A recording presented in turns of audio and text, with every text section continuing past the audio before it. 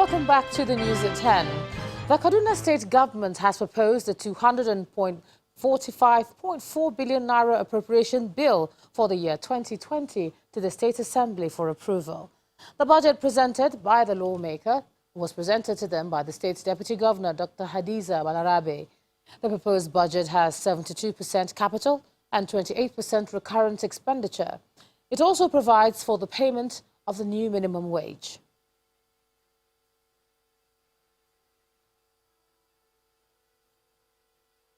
Should lead the acting governor to the chamber, please. The deputy governor is ushered into the chambers as she walks straight to the podium to perform her first budget presentation assignment.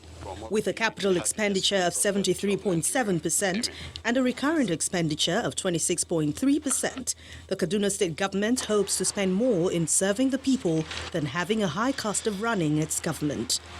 I respectfully invite Her Excellency. So the total expenditure for 2020 will amount to 257,908,819,733.66. The deputy governor says most of the spending will be in the economic and social sectors, and education got the highest allocation with 25.07%. To extend free and compulsory education to senior secondary level for all students. Free education up to the senior secondary level was previously enjoyed only by female students, while boys had theirs guaranteed only up to junior secondary level. From 2020, every child in Kaduna is required to have 12 years of free compulsory primary and secondary education.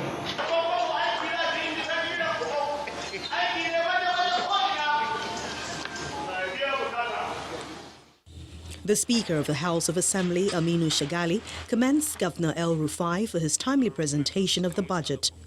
The legislature being accountable to the people and the appropriation bill having major impact on our constituency, the Honorable House will at the appropriate time request for input and create more awareness by way of public hearing, where all stakeholders, expert interest group will be invited to present oral and written submissions to assist the committee of the House in arriving at constructive decision in passing the law. The Kaduna state government says the 2020 draft estimate reflects their commitments to the promotion of equal opportunity and human capital development. Duffel Prima Foods, makers of Indomie noodles, has held its 12th edition of the Indomie Independence Awards in Lagos, southwest Nigeria. The event, which is aimed at celebrating the young ones who've been outstanding in different spheres of life, awarded 3 million naira to 3 boys in social, intellectual and physical bravery categories.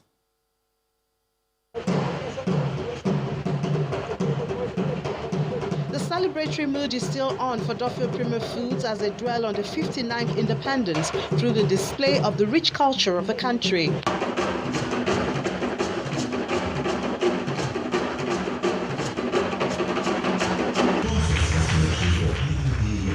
Their aim is also to share other areas of wealth. This is captured in the speech of the keynote speaker, Segun Awosoye. Here is how we can harness the future. Nothing stays the same.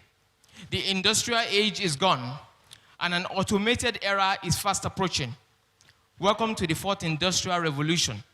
Welcome to the exponential age. Where does this leave our children, with whom most parents hope to live through vicariously? His words get more life as the awards begin. The first is for social bravery. A 9-year-old who's been painting since he was 3. His story is even more outstanding with the fact that he is autistic. Autism is not a tragedy. Ignorance is. From Imo State in southeast Nigeria, Anthony Lawrence also gets 1 million naira for intellectual bravery. The 14-year-old wowed the judges with the making of a prototype of a police van. I can on the lights of the front here. And this is the siren.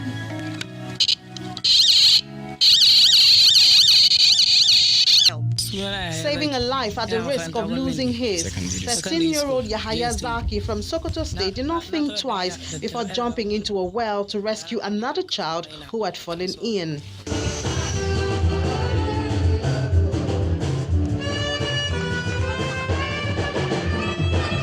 The relationship between Duffield Premier Foods and their awardees does not end here. In fact, this is described as the beginning. We have continued to monitor how they have been faring. So for them, they are like our brand ambassadors, and we celebrate with them every day of their life. What we realize is there's a lot of opportunity in terms of promoting selflessness in Nigeria, in the Nigerian child. Duffield Premier Foods sees this recognition as its way of encouraging other talents which may otherwise not be known. Congratulations to everyone who's been recognized. From there, we move on to business news. Here's Anne Wilder.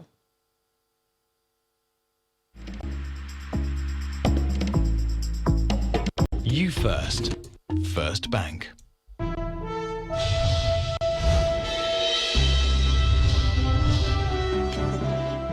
Thank you, Ijoma. Welcome to Business News. The International Monetary Fund, the IMF, has downgraded global growth for the year 2019 to about 3%. The IMF explains that the downward slide is the slowest since the global financial crisis of 2017.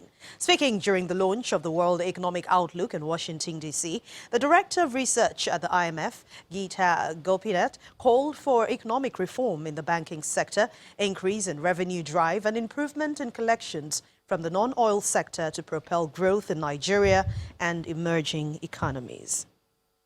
Just last week, the World Bank launched a report which suggested a quick fix in reforming the nation's economy. This, of course, came with criticisms from government officials who faulted the report. Days after the release of the report, the International Monetary Fund is sending a clear warning to global economies to sit tight as growth rate is projected to experience a decline. The global economy is in a synchronized slowdown, and we are once again downgrading growth for 2019 to 3%. Its slowest pace since the global financial crisis. Growth continues to be weakened by rising trade barriers and growing geopolitical tensions. We estimate that the US-China trade tensions will cumulatively reduce the level of global GDP by 0.8% by 2020. Growth is also being weighed down by country-specific factors in several emerging market and developing economies, and also by structural forces such as low productivity growth and aging demographics in advanced economies. Nigeria's role in the agriculture sector development is applauded, but there are areas where key reforms are needed to improve per capita growth. Nigeria has one of the lowest rates of revenue in the world, which was hit hard by the drop in oil prices. That is essential for the country to be able to spend more on priorities such as social safety and infrastructure.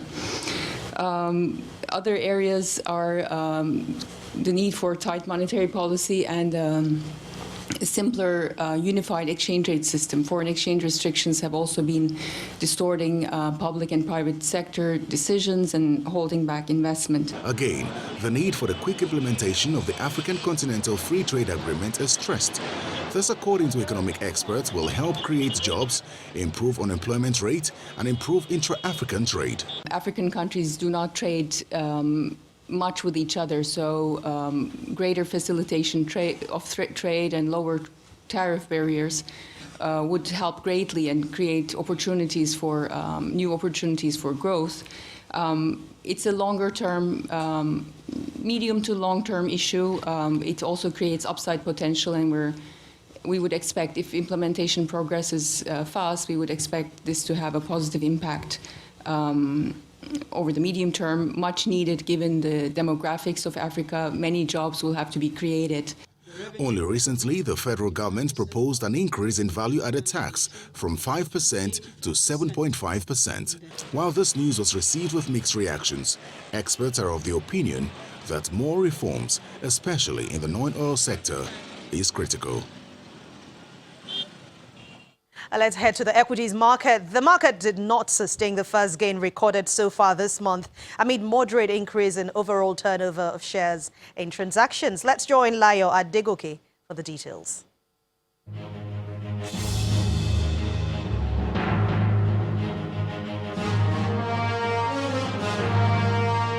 Hello and welcome to the Stock Markets Report. The only gain within the first 2 weeks of October was short-lived as renewed profit-taking pulled the market back by a wider margin, down 0.16% at the close of today's trading on the NSE. Now, this comes despite a 0.83% additional increase on the industrial goods counter against profit-taking from 3 other counters, while consumer goods sector was unchanged. Traders attribute the loss to sell pressure on MTN Nigeria, GT Bank and GlaxoSmithKline share price, which lowered the equities cap to 12.906 trillion naira. However, in contrast to Monday's session, total volume of shares transaction was higher by more than 45 million units at 174.41, worth 2.31 billion naira in over 2,400 deals. The shares of Axis, GT and FCMB at the most traded for the day. Meanwhile, these are the top 3 gainers and losers. And that's it on the Stock Markets Report. I'm Layo Adegoke.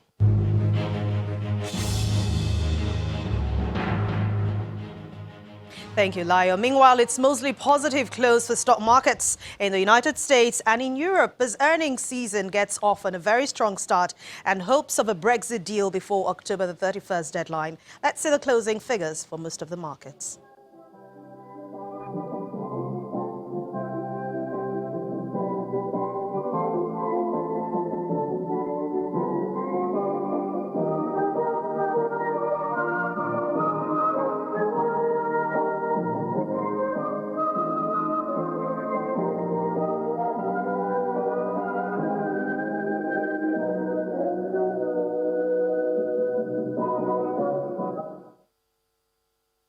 With those numbers, we'll end business news for tonight. Thank you for watching. I'm Anne Nwawodu. It's back to you, Joma.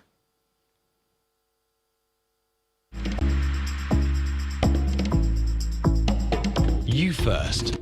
First Bank. Thanks a lot, Anne. Still ahead on the news at 10, Russia moves to avert clash between Turkish and Syrian forces as US slams sanctions on Turkish ministries and government officials for northern Syria offensive.